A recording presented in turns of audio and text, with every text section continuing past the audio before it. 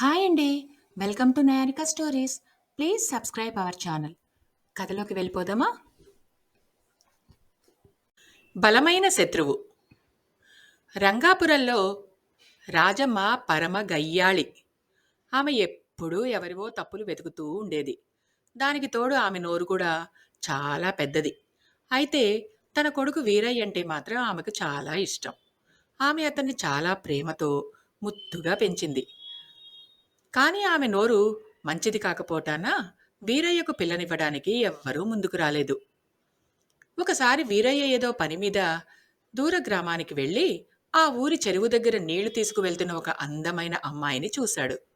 ఆమె అందానికి ముగ్ధుడై మారు ఆలోచన లేకుండా ఆ పిల్లను అనుసరించి వాళ్ళ ఇంటికి వెళ్ళాడు. ఆ పిల్లకు కూడా అతను నచ్చినట్టే కనపడింది. వీరయ్య ఆ అమ్మాయి పేరు ఇందిర అని తెలుసుకొని ఆమెని పెళ్లాడాలని తనకు ఉన్నట్టు ఆమె తల్లిదండ్రులతో నెమ్మదిగా చెప్పాడు. చూడు నాయనా, నీకు ఒక సంగతి ముందే తెలియటం మంచిది. మా పిల్ల పరమ గయ్యాళి. అందుకే దానికి ఒక పట్టాన పెళ్లి కుదరకుండా పోయింది.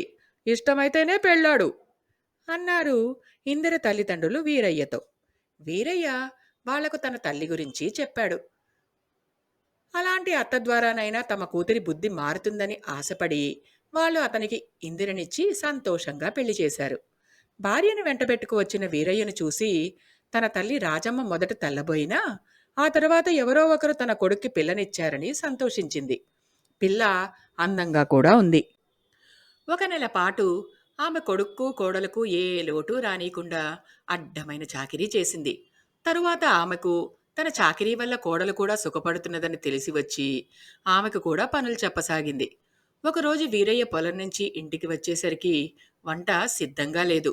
అత్త కోడలి మీద, కోడలు అత్త మీద వందల కొద్దీ నేరాలు చెప్పారతనికి. అతని ఇద్దరినీ మందలించపోగా ఇద్దరూ అతని మీద విరుచుకు పడిపోయారు.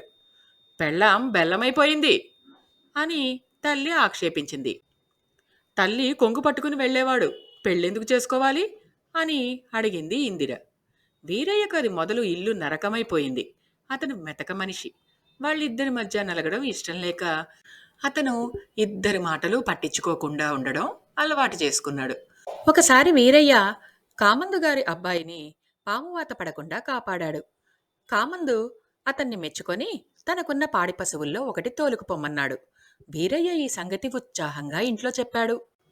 గోమాత ఇంటికి రావడం శుభం అన్నది తన తల్లి రాజమ్మ. గేదెను తోలుకొచ్చుకుందాం, చక్కని పాలిస్తుంది అన్నది ఇందిర. అది చిలికి చిలికి గాలివాన అయ్యింది. వీరయ్యకు మతిపోయింది. వాళ్ళ వాదన ఆగిపోతుందేమోనని చూశాడు. కానీ అది ఆగలేదు. రాజమ్మ ప్రపంచంలో గల గేదెలన్నిటినీ తిట్టిపోసింది. ఇందిర ఆవులన్నిటినీ దుమ్మెత్తిపోస్తోంది. మన్నాడు వీరయ్య పొలంలో కనిపించినప్పుడు కామందు, నిన్న వచ్చినప్పుడు పశువును తోలుకుపోలేదేం అని అడిగాడు. వీరయ్య తన చిక్కు చెప్పాడు. నా గేదెలన్నిటినీ సంతకు తోలేశాను, ఆవులు మాత్రమే ఉన్నాయి, ఒక ఆవును తోలుకెళ్ళు అన్నాడు కామందు వీరయ్యతో.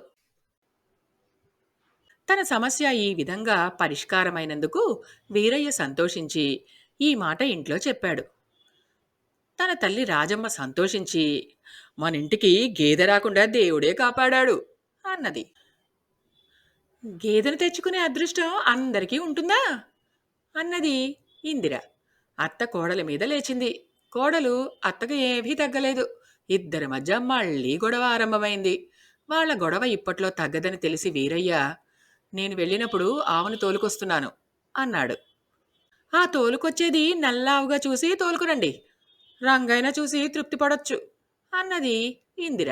ఏమిటి శుభమా అని పాడి పశువుని తెచ్చుకుంటూ నల్ల రంగేమిట్రా, తెల్ల రంగు శుభం, తెల్లావుని తోలుకురా అన్నది తన తల్లి రాజమ్మ. మళ్ళీ అత్తాకోడల మధ్య గొడవ పెరిగింది. నల్ల రంగును తిట్టిపోస్తున్నావు, నువ్వు నల్లగా లేవా అని ఇందిర అత్తని అడిగింది.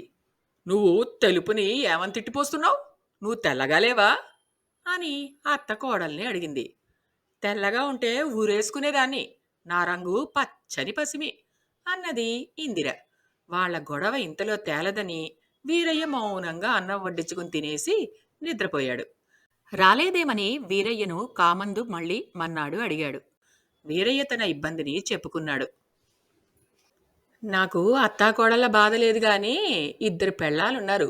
వాళ్ళు మొదట్లో ఇలాగే కొట్టుకునేవాళ్ళు. వాళ్ళ మధ్య చిక్కుకొని చాలా అవస్థ పడ్డాను. చివరకు మంచి ఉపాయం పన్ని ఇద్దరికీ సఖ్యత కలిగించాను. ఆ ఉపాయమేదో నాకు చెప్పండి బాబూ అన్నాడు వీరయ్య.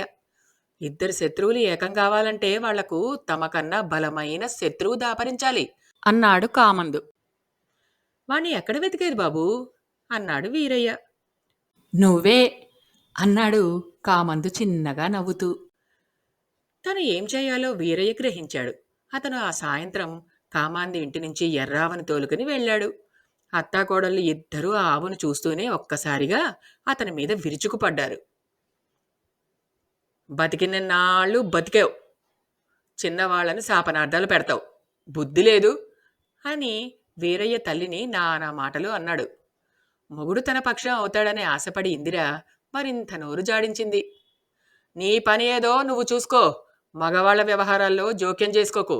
నాకు నచ్చిన ఆవుని నేను తెచ్చుకున్నా. దీని గురించి ఏమైనా మాట్లాడావంటే దీన్ని బాదినట్టే నిన్ను బాత్తాను, జాగ్రత్త అన్నాడు వీరయ్య పెళ్ళాంతో. అతను అలా 2 రోజుల పాటు తల్లిని కొట్టినంత పని చేయటం, పెళ్ళాన్ని అలాగే బెదిరించేసరికి ఆడవాళ్ళిద్దరూ సఖ్యమయ్యారు.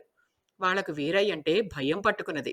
అతని ఇంట్లో ఉన్నంతసేపు కుక్కిన పేనులా ఉండి బయటకు వెళ్ళగానే అతని మీద ఒకరినొకరు చాడీలు చెప్పుకునేవారు. కొన్నాళ్లకు ఇద్దరి మధ్య అన్యోన్యత ఏర్పడింది.